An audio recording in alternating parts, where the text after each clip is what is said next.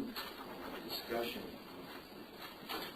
since this is really the first time we're applying the specific guidelines. And I feel that the staff has done, a very good job of studying the building and providing us with a listing of those features that they believe are significant. And we do say under the section on designated interior landmarks, we do say that for public interior landmarks, staff reports will specify those interior features that are to be considered. And let me tell you where I'm headed with this. I'm having some debate internally about how specific we really should be. We say that the staff should specify those interior features that are to be considered. And then in our section 9, which is really the chapter that will guide an applicant in terms of making modifications or changes to the landmark, we say on page 53, identify and assess character-defining interior architectural features. Whenever possible, retain character-defining features of interior spaces, including floor plan, ceiling height, distinctive features, materials, and finishes. And those of us who are architects know that, for example, when you go to renovate a building that has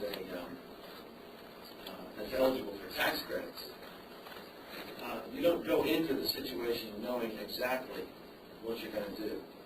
You conduct an investigation of the condition of the building at a particular time. It may be now, it may be 20 years from now. And you make a proposal for how you're going to handle the interior space. It may be that you're going to propose something new in the space, or it may be that you're going to propose that a new opening be made in a wall, or there are 1,000 examples that could be stated. And I'm just wondering whether it would serve our interest better to identify the significant, the language of the interior features that are to be considered designation, not as the lobby, and then the pattern terrazzo floor, the murals, the geometric volume panels.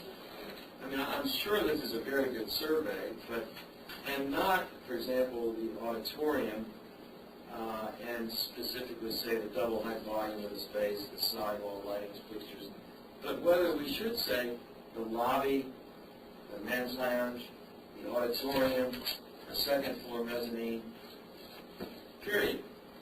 And then when a person would come at a future time, we would apply these guidelines, which say things like, this is what we're going to be using. For example, if somebody came and said, I have the Senator Theater, and I want to use it for X purpose, and here's what I want to do. And we would see what they were proposing, and we'd say, well, we've got categories here in Chapter 9, overall plan, proportions, and configurations. And we say, well, are you retaining and preserving the interior spaces, including size, configuration, proportion, relationship with other corridors? Are you subdividing the space, which is, it says we can't do that? Are you doing anything, basically, that would destroy the character of the space? And it goes on to vertical circulation, such as stairways and so forth. Ceilings, it says retain and preserve the original ceiling height, materials, and ornament whenever possible. And this goes to Mr. Kiefaber's statement, that it's true that there is some give and take, and it's not cut and dry, that we say now and forever that particular volute in this particular frieze can never be modified.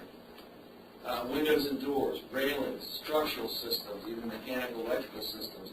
Then we have an extensive chapter, distinctive materials and finishes, and saying, here's how you go about cleaning it. Here's what you do with plaster. Interesting, under painting, we say, professional paint analysis of historic interior finishes is encouraged prior to undertaking rehabilitation work. And those of us who practice historic preservation know that we all very often do that. That goes to Mr. Hopkins' point. So all this long speech fits on the idea. I think we should thank the staff for their work, but I think that we should, rather than adopt all of these specific subheadings, we just ought to say that the distinctive,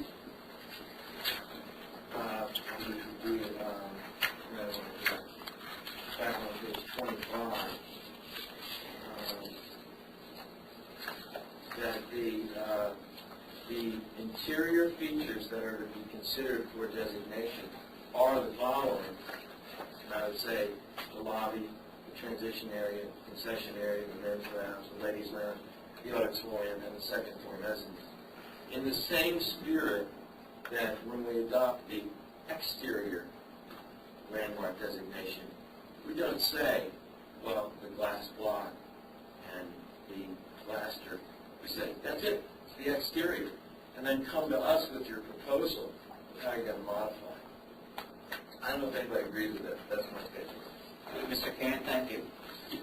I have to say I've been struggling with the same question, and I do agree. I also, with Commissioner Murphy, also suggest that whatever motion we might make, whether we all agree or not, might incorporate the specific items that have been identified here as having been identified as character-defining interior features, which I think we might agree to, but sort of as a subset to the major spaces, so that we capture sort of enough of the sort of meat of the subject without it being specific to every item. So I think the motion that sort of is...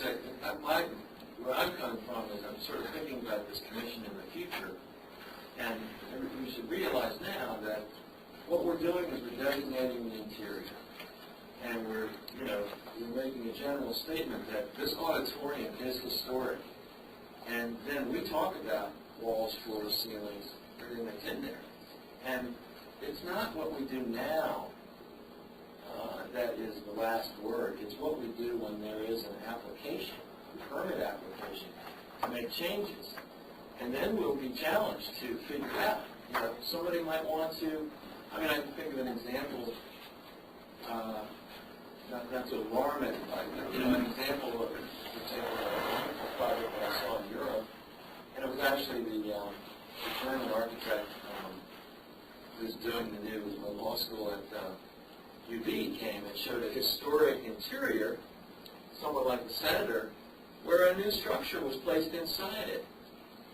That, it was challenging. It preserved the character of the interior, but at the same time something new was there. And guidelines, ought to at least be open to that possibility. I want to assure everybody that I don't think what we're legislating here, we ought to make sure that it doesn't freeze this thing in amber. That it allows for reasonable changes that have to do with function and the realities of whatever it is. I know when we renovated the Sonic Temple, we made quite a few changes that were kind of negotiated with the Maryland Historic Trust. And, they weren't prohibited or required at the beginning. And that's, I think, the spirit. We're trying to adopt sort of the national register and the Park Service approach to this. And I think that would be more in the spirit of that than to say that every interior landmark that comes before us, we're going to have to identify each and every feature. And we might miss one, And Okay, thank you. And to clarify, we are now using the Secretary of Interior standards, so the same standards that are used by the Park Service and the Maryland Historical Trust. Okay, any further questions or comments? Mr. Braverman? Yeah, chronological compelling. I'm not a preservation architect on the group, and I don't have the experience that you have with tackling these issues.